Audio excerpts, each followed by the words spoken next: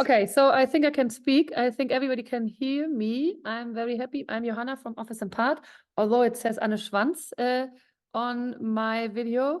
We are very happy to have Sara with us, Sara Ludy, and we wanted to speak with her about her newest piece, Paradise, which is up at our digital platform Node. But before that, we would like to discover much more about Sarah's general artistic practice. And so I hope this will be like a half an hour artist talk with Sarah, and everyone else who's joining.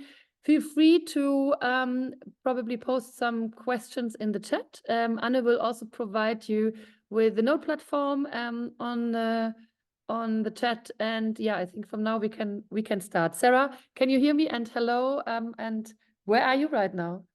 Hi, I can hear you great. Thank you so much for having me, and thank you so much for everyone who has showed up this evening or afternoon or morning. I'm currently in my studio based in Placitas, New Mexico, in the desert. We've had some really nice, lovely rain the last few days, so been very busy finishing up a bunch of work for Art Brussels. It's coming up at the end of April. Super psyched about it.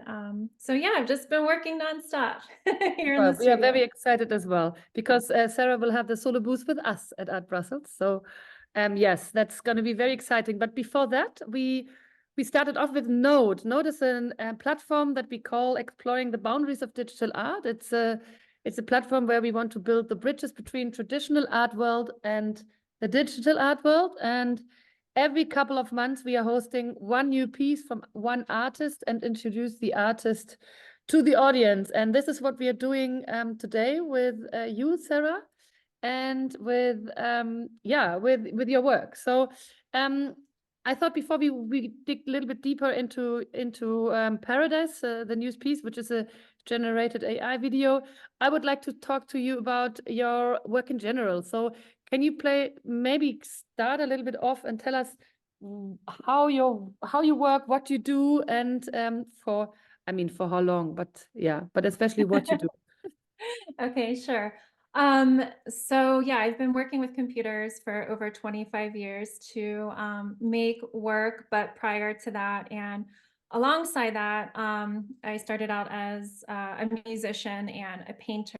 So I really like to approach any sort of medium or material with great instinct, sort of trying to expand or extract some sort of energy that's in that. And also thinking a lot about just how we are in this sort of like post-digital, post-medium moment and what that means to be an artist today. So I really like to sort of, explore many different things. I tend to jump from one thing to the next. It's very rare that I make like a series of work or I stick to one thing because I'm just a very curious person. And for me, art is also like an intellectual exercise. So every artwork, I have a set of problems and I sort of solve them through process.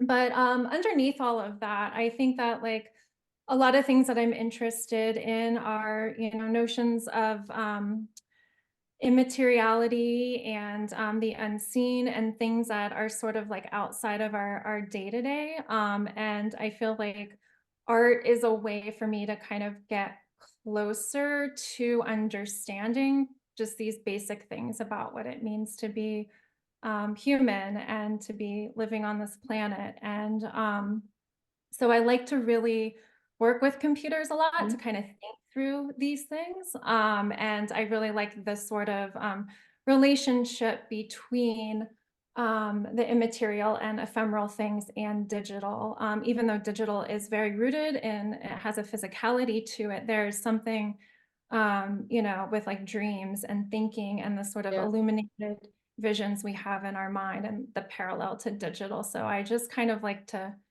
swim in and I explore. have a particular question because I know that your work is also no that you're also searching a lot, and we can see it in your work, and maybe it's also sometimes because it's where you work that you find a similarity between nature and art and did the digital, because like this unseen, this unexpected, the uncanny is something that yeah, the unseen is somewhere in both of these things, kind of. Yeah. Oh, am I right? So this is, I think this is something that's also very interesting. Yeah, absolutely. I mean, I think I grew up in a very rural area in Virginia and spent a lot of time outside. And so I think like being in nature, being with the elements, you learn and sort of adopt a lot of ways of like reading energy and feeling things and the subtleties and things. And especially where I was in Virginia, we would have these very like epic, sublime storms. And there was always this like feeling and like humidity and presence in the air coupled with like um Civil War history and living near like this like secret underground government bunker and like ghost stories and like all of this stuff just kind of like Mhm. collapsing together has yeah, always really informed art. And I think I said this even in the last chat, you know, everything we do is just made of plants and rocks essentially. So it's just like reconfiguring these things. You did a work for the Whitney Museum, and I think this is a very good example of it in a way. And maybe because I thought it's nice to go into some examples of what you did over the last years, and maybe it's a good moment to share this. I think we thought just to give the listeners and the little impression on what we meant or what you just said. Yeah, absolutely. Let's see, I've pulled up a few examples. Let me share my screen. This is, oh Okay. yes. Cool. Let's see. So, actually, let me go to the website really quickly. Mhm. Um, so, yeah, in 2022, I was commissioned to make a piece for Sunrise Sunset, which is this 30-second intervention on the Whitney's website, where 2 times a day an artwork is going to take over the homepage. And during this time, I was incredibly burned out from being on the screen, like we all were from constantly being on calls and working online. And I reached a point where I couldn't even like open my computer.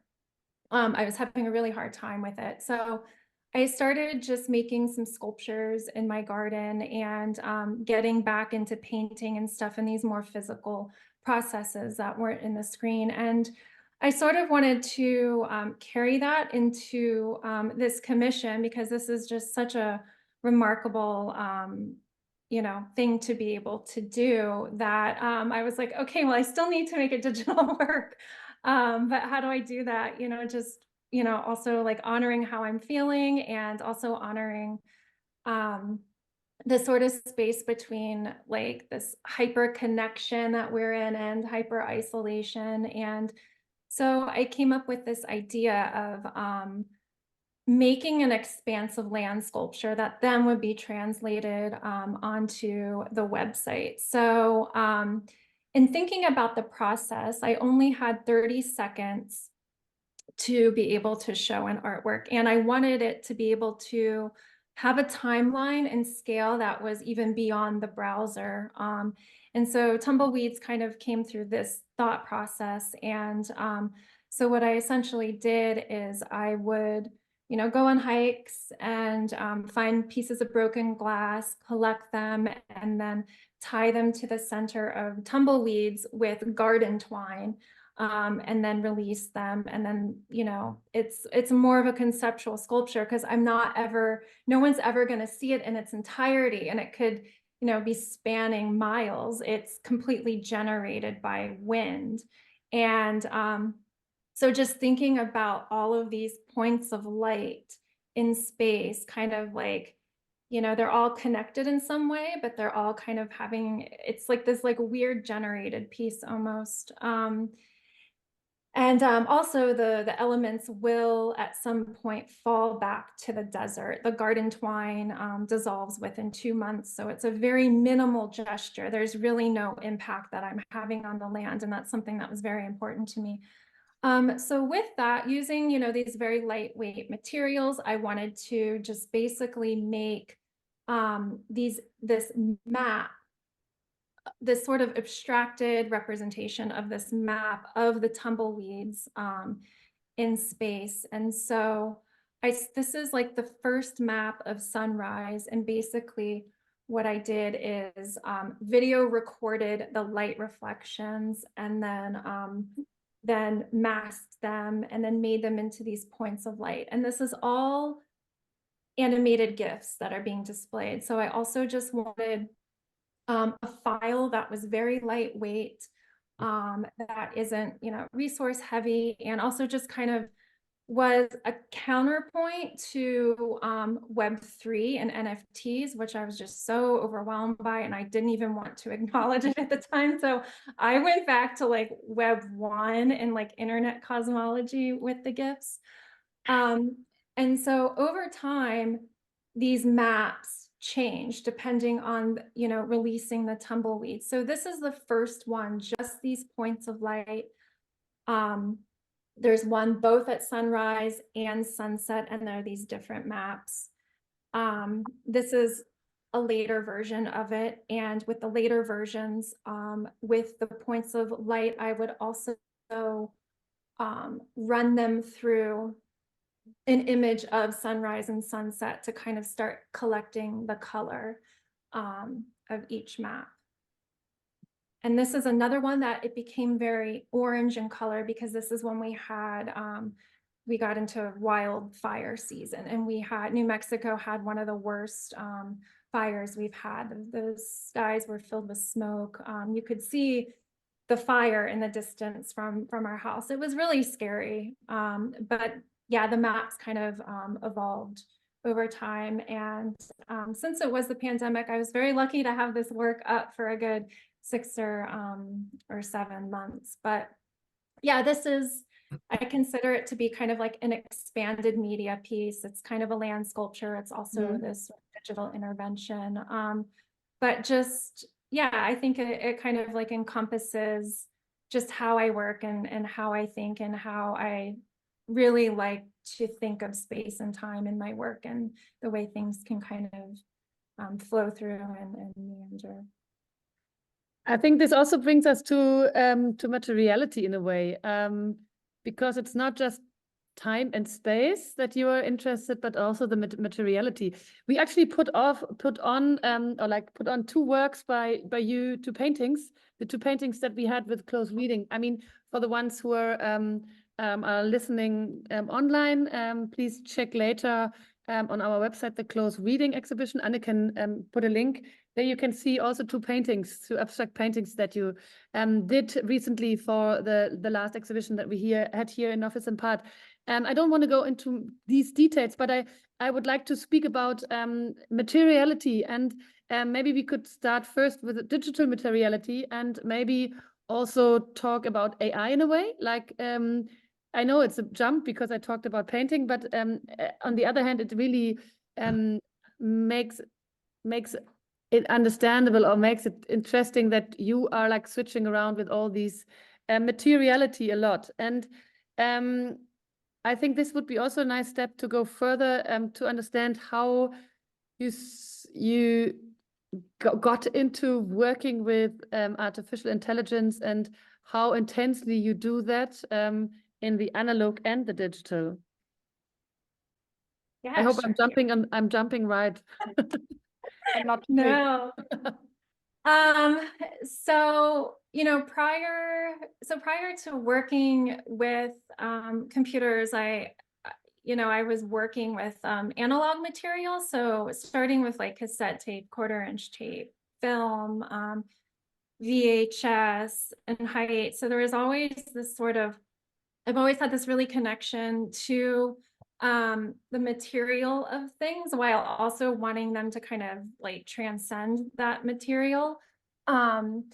And so, one of the things I really do appreciate about digital imagery, whether like static or moving, is when it does encompass the patina and the noise and the sort of it has like an atmosphere and a texture and grain to it that I feel is like very real. It feels very much more closer to my experience of just being a person in the world than like the hyper real. So I tend to kind of like, yeah, I can't really pinpoint like in technology when we sort of like went from a more analog aesthetic to a more hyper real. I feel like it just happened so fast. But one of the things with like AI that I just initially gravitated towards was like the patina and the texture of AI. And especially, initially working with like Dolly Mini or Dolly 2, these sort of more like they're not as clean, they're noisier, and I think that they're actually stronger images to me. So I think that, yeah, that kind of immediately when I started working with AI, it was, yeah, I started generating these like haunted hot dog carts that I ended up making paintings from.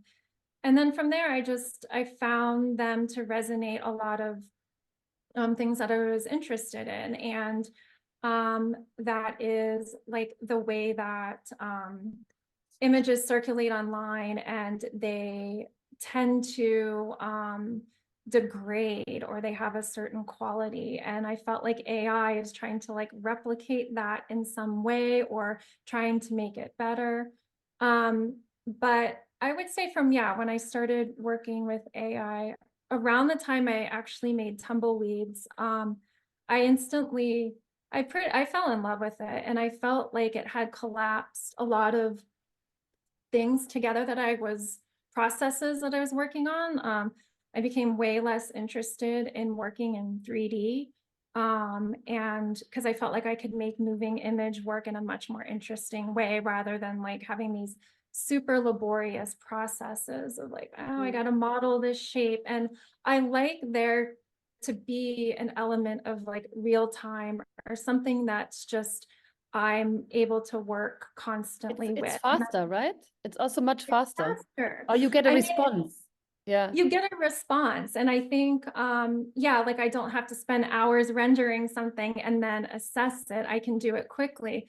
That's not to say like I have spent a lot of time generating AI things to get it just right. And I have a lot of crap that I've generated, certainly, but I like there's a certain real-time ease with it that I like. That doesn't mean that the work is, easy to make by any means, but and Do it you have any also, example? Sorry. Do you have any example that you could show from the oh last, gosh, like, I mean, I didn't pull up anything. Let's okay, no, see. then yeah, then it's fine. We are getting there with Paradise anyway. I mean, Metamimics, Yeah, yeah, I thought maybe it's something, yeah, maybe that's a good idea. Yeah, so Metamimics is this AI video series that just really started, a lot of my works start from some kind of a seed or something that I'm like, okay, that's interesting. How can I explore that or expand it? I've always had this like phrase in my head of a fig becoming a wasp. And I just put that into Runway one day and started exploring the forms in there, and that just turned into all of Metamimics. But yeah, for me that work, I think, I see a lot of familiar names in here, and I think you've all have seen like the clips I've shared on Instagram and Twitter. But that was, for me, really kind of trying to find these moments that felt like us. And, there are these moments that are like uncanny or a bit unsettling, and people have told me a bit grotesque. But they're all, they feel kind of human. Like I really wanted like there to be these like smiles and laughter and something that felt lighter, because everything is just like so heavy and serious in the world, and like so much art is so heavy and serious, and I wanted something to just kind of like encapsulate the absurdity of life and the absurdity of like being a human, and also just the absurdity of making technology that tries to like promise all of these things when we actually like have all of these things accessible to us already. So we like to run away with technology. You know, we're just outpacing ourselves constantly. So yeah, Metamimics was kind of just a very, yeah, a celebratory, but it has some other things in there as well. But yeah, seeking the human in AI. So maybe we can, Anne, maybe you can share, or shall we quickly do it? I don't know. Does everyone know the Metamimics? Yeah. No. Maybe we should quickly have a small look at it. Do you want to play it from your end or my end? I can check. Maybe you can do it because my screen is very small due to the big screen, if that's fine with you. Yeah, let me get to the link real quick. Oh, sorry. I see.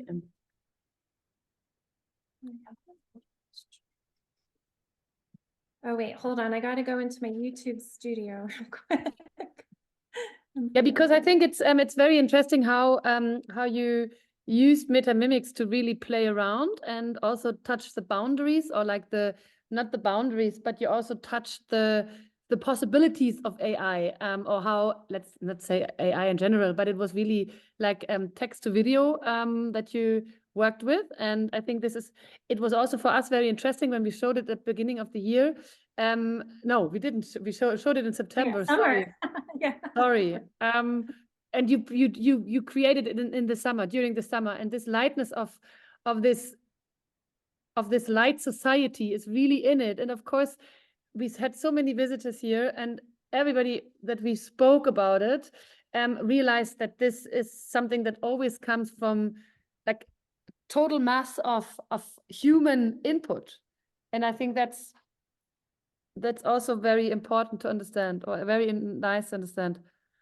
Yeah, I really, I mean, it's an unpopular opinion, but I really like the models are trained on so much. And of course, people should be able to opt out of that. Absolutely. But I think that that's just what makes it really kind of rich and profound. And I mean, I'm already seeing now I can't generate certain things anymore because the models have changed, and there's Yeah.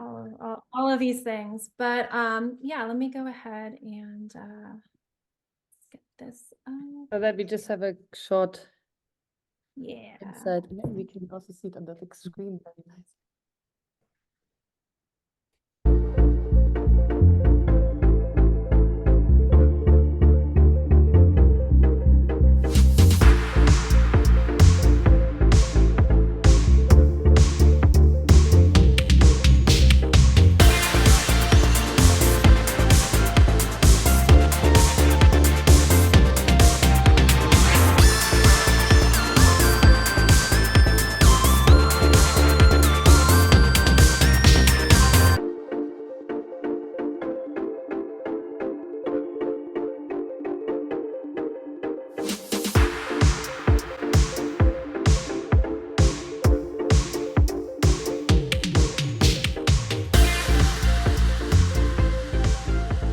This gives a very nice impression to understand.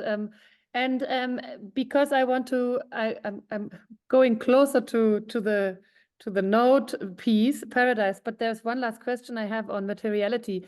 How do you combine painting and AI, or do you combine painting and AI, or is it two different things for you?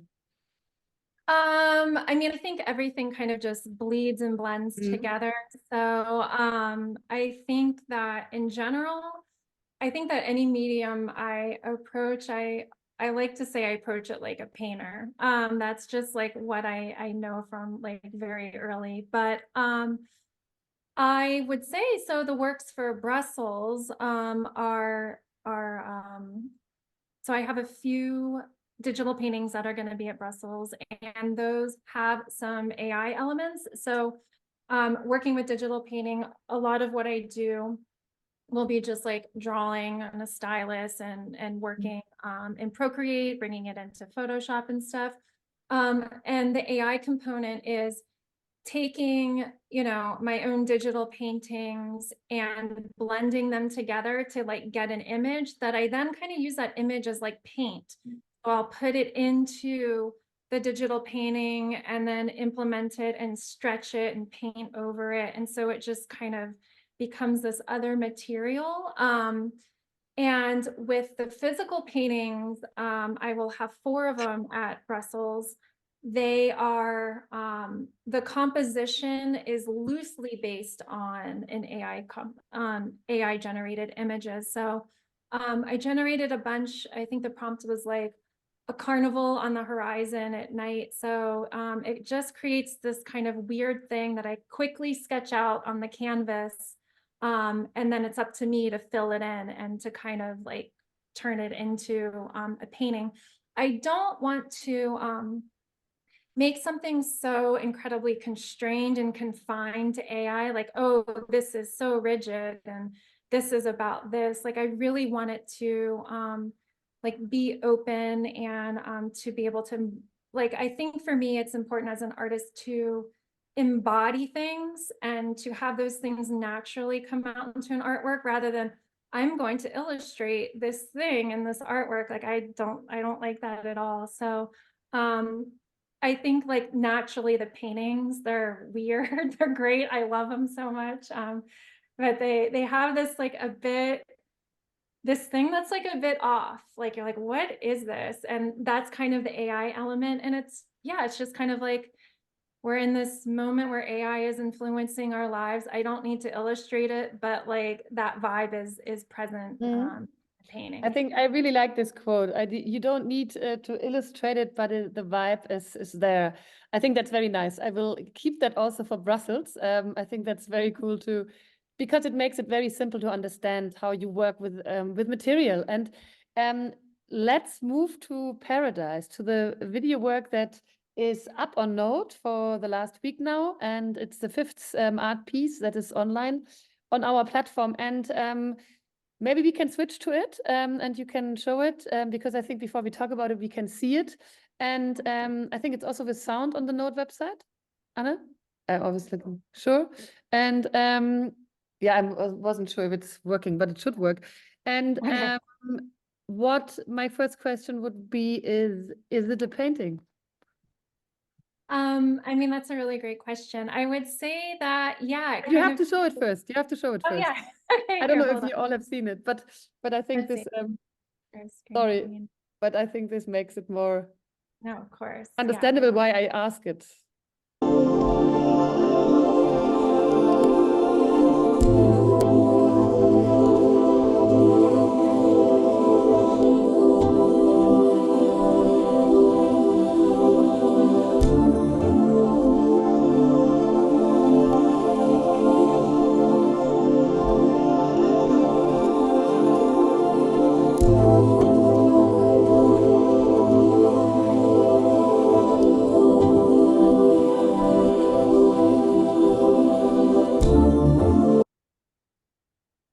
So that's the piece. So my big question is it a painting? I mean, that's a really great question. I would say that it's, you know, it's in proximity or an extension of painting in some ways. You know, the way that this work sort of arrived is very much like how I would make a painting. Essentially, I took a few images and blended them together and kept making outputs through AI. I used Midjourney until, you know, one showed up where I was like, oh, this is kind of nice. Like I like the energy of it. And for me, I'm always way more interested in the way that something feels and its atmosphere and energy rather than like its aesthetics, even though that's important. It's gotta like feel right. So I get this image and then I'm like, okay, I really like this. How can I you know, extend that feeling that I'm getting from it, and how can I pivot it towards something else? So then I take that image and then I ask AI to generate a video from it. And I think I just said like a still life, something very basic. Generated a lot of videos. A lot of them were really terrible. And then I got this one where it was like, it ended at this like black box. And I thought it was kind of funny. It's like this simulated like self-awareness of like AI in the black box. And I just think that's like such a hilarious metaphor. And but it was only like a 4-second video. And I was like, okay, well, I need to push this further. So then I ran it through this other AI program where I could slow it down. And then I was like, oh yeah, this is like really good pacing. That energy is coming through. And then it started feeling like an advertisement for something. It just had this like dreamy quality. And so then I was like, okay, well, now I need to generate some AI music. And yeah, I think I inputted like Muzak or like 80s romantic or something that felt kind of like, you know, like a really dramatic like perfume commercial or like a vacation ad or something. I really love advertisements that are like that. They're just these kind of fleeting things that are meant to like evoke some other distant place, or like these momentary or these moments of escapism. And so then the music worked perfectly. And then the video just wasn't quite there yet. So then I had to bring it into After Effects, and also did a bit of post-processing and added sharpness and noise to it, to kind of really get that texture and that like energy and vibration that I wanted to come out. So, and then it became a work. For me, it's a digital painterly still life.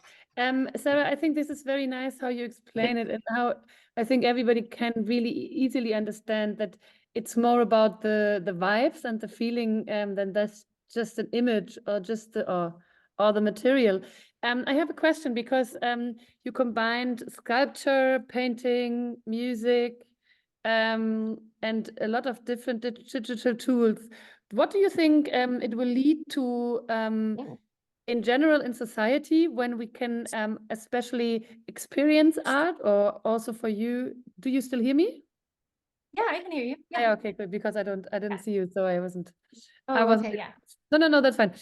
What do you think where it will lead to when we can all experience art in so many levels or so many layers? And what I figured out when we saw the paintings for the first time, and please excuse me, everyone who is listening online, you don't see the paintings in the flesh. And I think all of your works really work in the material that they are, so as the paintings do, which are totally abstract painting that are not based on AI images or combinations.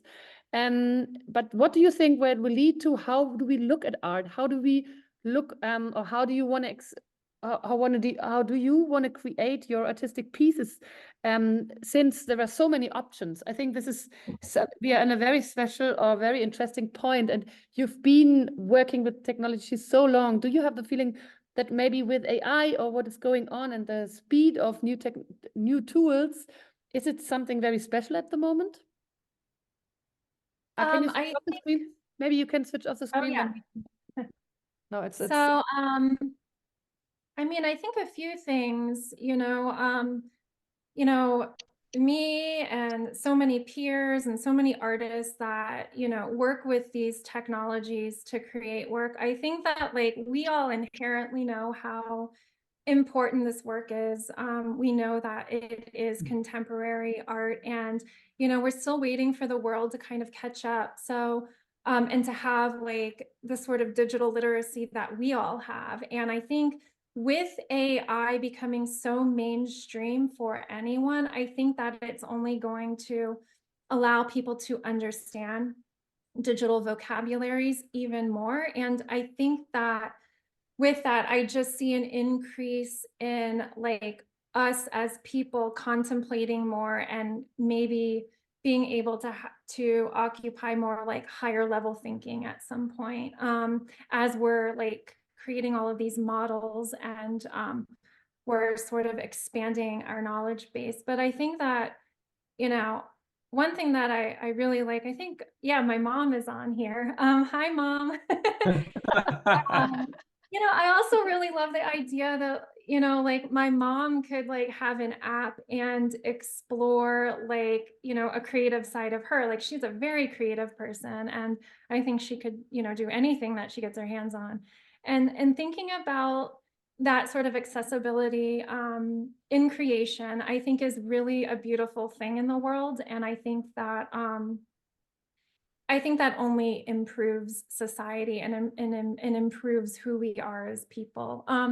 But I think with that, like I'm also very skeptical because, we are, I don't know what is going to happen in the future. None of us really do with climate change. And I think that like, what I mentioned earlier, we're just constantly outpacing ourselves. Like I really do worry that we're not also grounding ourselves and appreciating the present and appreciating where we are right now with what we have. And we get a little too caught up in novelty. And I think we actually kind of we need to slow down a bit. I I liked think a lot. Sorry, I liked a lot because we spoke about it also with the last pieces that you have the feeling that there is this post-digital imagination that we have when we see things, and you said that with AI you were able to also minimize the time on the screen and how much you like to be on the physical experience of making art pieces. And I kind of, maybe as a last question or something that I would like to go into again is that that you say, and I mean, you're not the only one, that this post-digital seeing is also, of course, influencing everything we do and how we will have a look at paintings and composition and everything that we also see analog.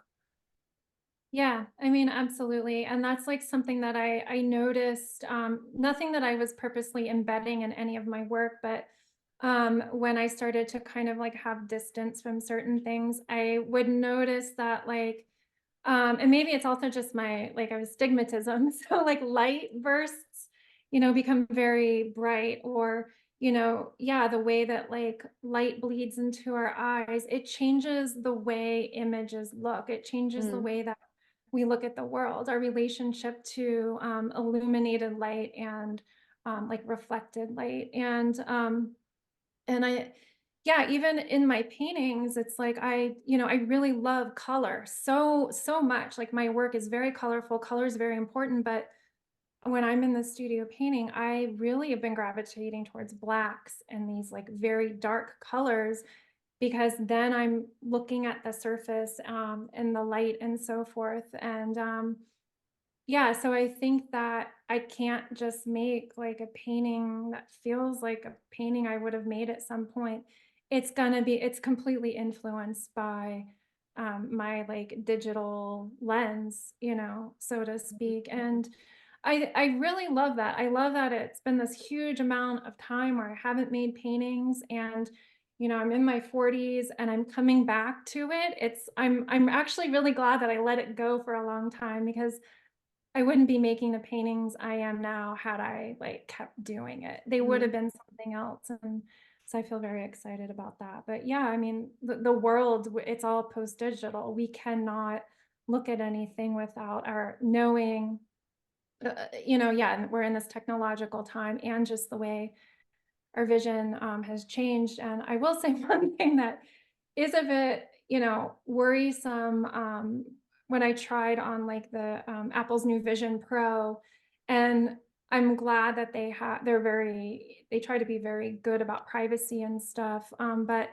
I do worry about, if we are going to start having these devices that we see the world through, tracking our eyes, will there be this moment where, we start all looking at things the same way, and we start losing our own sort of like unique way of seeing the world, and it becomes this sort of like homogenized way of looking. That terrifies me.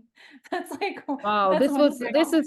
this is a full second talk, I have the feeling, because I think that is very interesting because of course this is one of the big questions that that we're having as an individual in this world, and how we experience this one life that we have in a way, and if it's all going to be looking like we're all trying to live the same lives because somebody says, or we have the feeling that this is the one perfect life to live. But I think this is going to be another talk, but very exciting. And I think we are good in time, and I think this would be it for now. I say for now because we are very excited to share the paradise here in the space again, so everybody can have a look at it. And of course, it's a work that you can collect. So it's 333 pesos, and it's on object, but you can click on the Node website, and then you can purchase it directly through the link to the object platform where it's in our wallet. So it's a piece, it's an edition of 3. So everybody who is excited and interested and wants to find out more or wants to have it, now's the chance. I need to say that because it's a lovely piece, and this is part of Node, of course. We want people to encourage to collect digital art. And for us, I'm really looking forward to our next project. But first of all, of course, Node and Paradise, but then Art Brussels. And you spoke a lot about it, and I'm sure we will do at least a little 15 minutes interview on Instagram for Art Brussels in end of April. So Sarah, I will say goodbye now from us. Greetings from Anne, of course, and the crowd who's here. We are a little bit more now. So Awesome. and Well, thank dogs. you so much. Thank you so And much for having me. I didn't know there were, I think, a few questions that popped up. Oh yeah, sorry. I was I don't know. I think I yeah, saw if there were absolutely. any. Sorry. What was the question? Can you read? Let's see. Is the music? No, there was no question. Oh, But is there no. any Okay. question? I'm sorry. Is there a question? Yeah, okay. Here is a question from the Claudia has a question. Claudia, you have to come. Okay, come over so I can hear you. You have to. Where am I? You're Hi, here. Sarah. So, we know each other well for a long time. So I'm asking you about, you said you were worried about how we would we would look at things the same way. So what I worry about, since I also use all these digital tools, is that everything we make starts to look the same because the tools have such dominant voices. And like you, I mix everything. So I do every kind of software and analog-ish things all smushed together. But at the end, it looks, you can't erase the dominance of the tools. And when I look, and so when you look at regular art, I thought, does it all look alike too? You know, because it sort of does, but Yeah. it doesn't really, because once you move out of different communities with regular art, it actually looks more different. So I'm throwing that out to you. That's the question about the problem of uniformity. Yeah. Yeah, I think I'll go back to kind of something I mentioned earlier, that the way the aesthetics kind of come second. It's really about the way something feels to me. So I think that's kind of just how I like things resonate to me. So it's like what their energy is. And I think that we're in a time where we need to like, I'm so bored of like people talking about styles. Like, what are styles? Like I think that they're really, it's a really rigid way of thinking about art. And so I always go to like energy or the resonance of things, because that transcends any kind of style or medium. But it's not a bad thing that, you know, an artwork has traces of its process or, you know, what it's used. For a long time, I really loved working with defaults in software and just the software's own logic, and seeing how I could push through that and make something interesting. So yeah, I think that, you know, things start to like have a similar kind of vibe when artists are looking to styles or they're looking to something, as opposed to like exploring that thing within that you're completely uncertain of, but you need to do it and it feels right. I think that always ends up making work very unique. Like you know, we all have this, like, not to get like too out there, but if you think of all of us having these like individual frequencies or things within us, like I And think we we have all sorry, I didn't, I was just following, I said we all have these imperfections. And I think yes, sometimes this making probably, this will make the difference yeah, between similarity in programs that are all meant to be perfect or exactly. seeking for perfections. And maybe that will be the difference. But it's exciting. I Yeah, think that was a very, very good, yeah, very good point that you made, Claudia. And I think this is something that we could also do a second and third talk about, because that will be the big question, or it is one of the big points. yeah. Our toolkit's not just a software. Our toolkit is like also us and like our experience and who we are that Yeah. we bring to the artwork. Yeah. Yeah. Any other questions? Checking the audience. But I think this is fantastic, because you said so much, and you gave us such a great insight to the diversity of your work, but also the explicitity of your work. So I think this was very beautiful to listen to, and I thank everyone for coming. And this is a recorded session, but I think everybody's fine because nobody else spoke except Claudia, and I think she's fine. And of course you, Sarah. Yeah, thank you so much, and speak soon. Thank you so much. And thanks everyone for being there. I see so many familiar faces and friends, or familiar names rather. Take care. Bye everyone. Bye. Ciao.